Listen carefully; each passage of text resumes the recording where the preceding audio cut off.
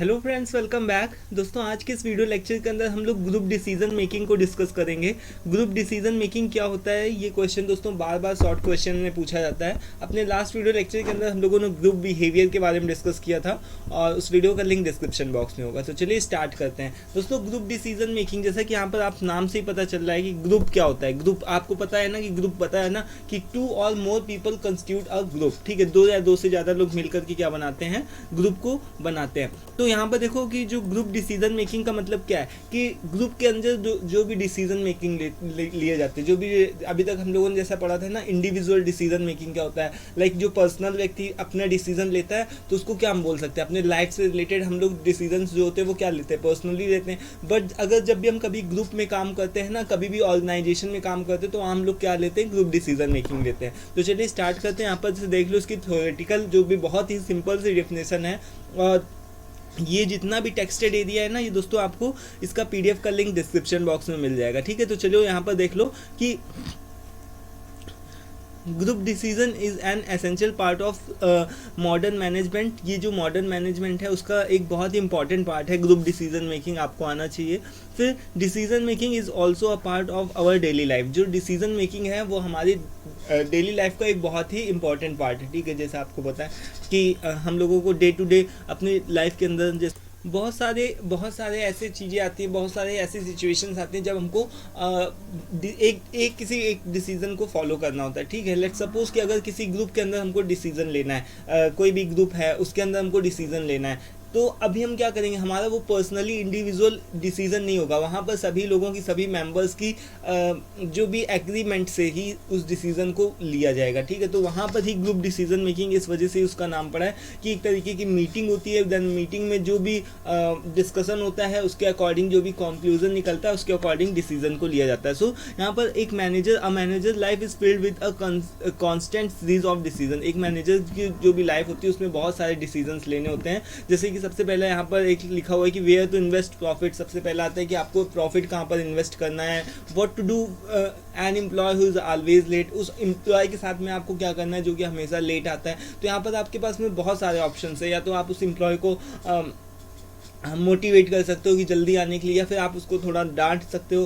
ठीक है, या फिर आप उसकी सैलरी कट कर सकते हो। तो जो भी बेस्ट अल्टरनेटिव हो, आपको जहाँ पर सूट करे कि हाँ ये अल्टरनेटिव जो भी है ये सही है, उसके अकॉर्डिंग मुझे एक्ट करना है, तो वहाँ पर सिर्फ उस अल्टरनेटिव के हिसाब से आप वहाँ पर काम कर सकते हो। So what the step to be taken if the production is decreasing. अगर आपका जो भी प्रोडक्शन है अगर वो कम हो रहा है तो उसके लिए आपको कौन सा स्टेप लेना चाहिए, और इस दिवाली में आपको कौन सा गिफ्ट एम्प्लॉयज़ को देना है। ठीक है, so how to advertise any, यहाँ पर लिखा कि एनी न्यू प्रोडक्ट, किस तरीके से आपको कोई भी नया प्रोडक्ट मान लो लॉन्च हुआ है तो उसको किस तरीके से उसका एडवर्टाइजिंग किस तरीके से करना है ना। तो ये सारी जो भी चीज़ें हैं ग्रुप डिसीजन के अंदर ही आती हैं एंड सो ऑन। तो 100 of decisions are maded by the manager. एक मैनेजर को बहुत सारे डिसीजंस लेने होते हैं and all the managers have to choose the best alternative. अब देखो कोई भी प्रॉब्लम है, प्रॉब्लम से रिलेटेड आपके पास में 10 सॉल्यूशंस होंगे।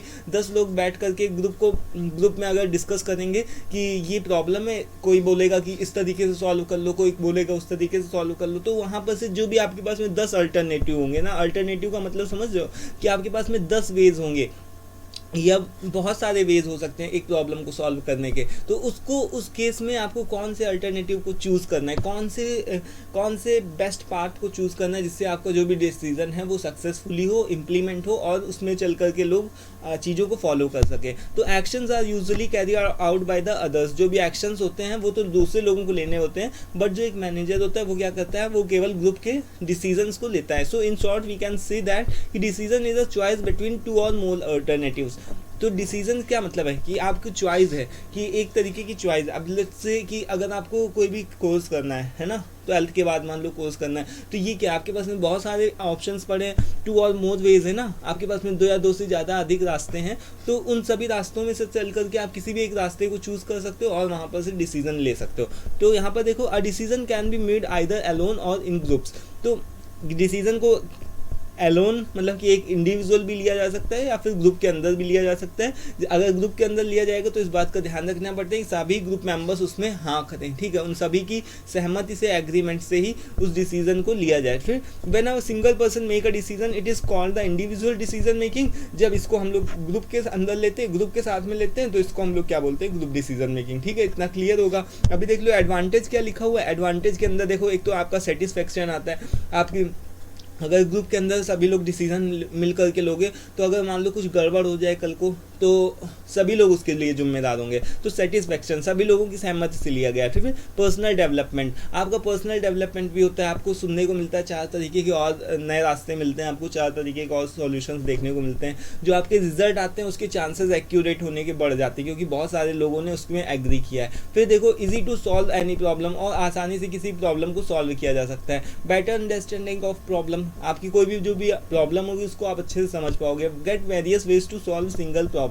और आपके पास में एक प्रॉब्लम को सॉल्व करने के लिए बहुत सारे तरीके होंगे। अभी देखो डिसएडवांटेजेस में क्या क्या है। एक तो ये टाइम कंज्यूमिंग है, सभी लोगों के साथ में बैठना, उनकी सबकी राय लेना, मीटिंग करना, तो उसमें क्या होता है, टाइम बहुत लगता है। फिर देखो प्रॉब्लम ऑफ रिस्पॉन्सिबिलिटी, अब देखो सबकी अपनी अपनी रिस्पॉन्सिबिलिटी होती है, तो उस चीज़ में भी प्रॉब्लम होती है कि वो बोला कि नहीं नहीं मैं इस तरीके से मैं इसमें नहीं पार्टिसिपेट करूँगा, तो प्रॉब्लम इसमें भी पड़ जाती है। फिर ग्रुप की थिंकिंग, अब देखो 10 लोगों के दिमाग होंगे, कॉन्फ्लिक्ट होगा, तो 10 लोगों के दिमाग होंगे, कोई बोलेगा ये करो, कोई बोलेगा वो करो, तो उसमें क्या हो सकता है, कॉन्फ्लिक्ट हो सकता है। फिर लैक ऑफ अंडरस्टैंडिंग, मतलब कॉन्फ्लिक्ट होगा तो एक दूसरे को लोग समझ भी नहीं सकते हैं। और फिर ये क्या है कि डिफरेंट माइंडसेट और अलग अलग दिमाग के लोग होंगे, तो किसी एक डिसीजन को चूज़ करना भी कभी कदार थोड़ा भारी पड़ जाता है ना। तो आई होप कि इतना समझ में आ गया गुड डिसीजन मेकिंग एक्चुअल में है क्या, ठीक है। नेक्स्ट वीडियो में दोस्तों हम लोग बात करेंगे इंटरपर्सनल स्किल्स के बारे में, ठीक है, और इंटरपर्सनल बिहेवियर के बारे में। आज के इस वीडियो में इतना ही रखते हैं।